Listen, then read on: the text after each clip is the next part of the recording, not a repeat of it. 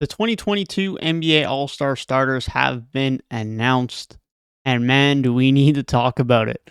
We'll briefly talk about the Eastern Conference because there isn't too much to talk about in the East, but we have to talk about the Western Conference, one selection in particular.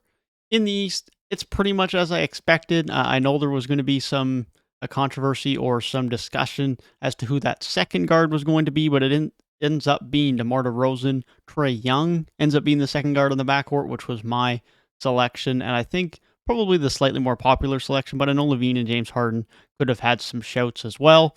And then Kevin Durant, Joel Embiid, Giannis Antetokounmpo. There was never any doubt in the front court.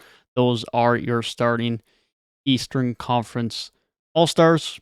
I don't really have any arguments with those selections. DeMar DeRozan's a dark horse MVP candidate playing on one of the better teams in the Eastern Conference. KD, Joel Embiid, and Giannis Antetokounmpo are all MVP candidate players. KD will end up being replaced as he is going to be injured for the All-Star game most likely, but he's played at an All-Star level.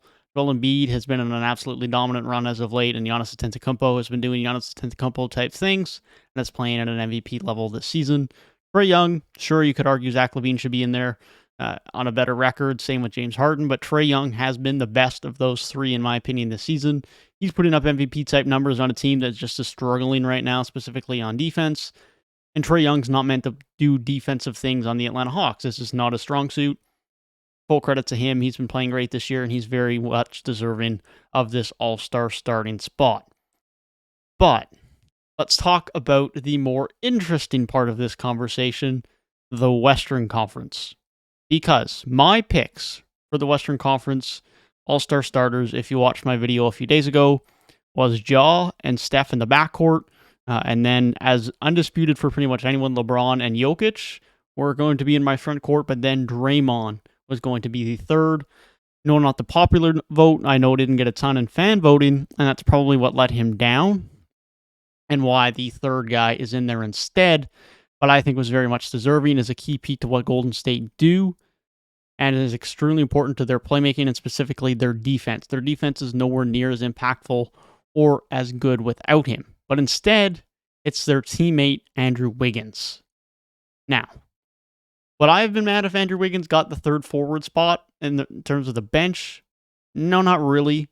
I don't think he would have been fully deserving of it, but he has had a much better year this year, even better than he had last year. He's continued to stay engaged on the defensive end. He's been fine on offense. He can create his own shot a bit, play make a little bit, although it is limited, but a bit, and can space the floor, hit some threes. Fine player. I would have been okay if he was the third all-star. But for him to be starting over Draymond, it's just disrespectful to Draymond, to be completely honest. And this might not be the coach's fault and the media's fault, but the fact that fan voting is probably what pushed this over the edge sucks, because Andrew Wiggins is not the third best player on Golden State. And ultimately, it doesn't really mean that much. We all know Draymond's the best player as far as a non-casual NBA fan base goes. We all know that Draymond is better and more valuable than Andrew Wiggins to the Golden State Warriors.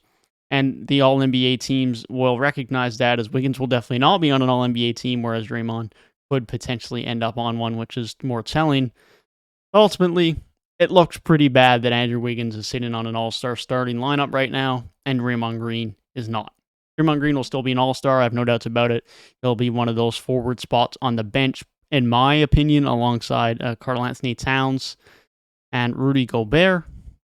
But ultimately, Andrew Wiggins gets the starting spot. So let me know now. That is the official starting lineups for the All-Star game. Let me know your thoughts down in the comment section below.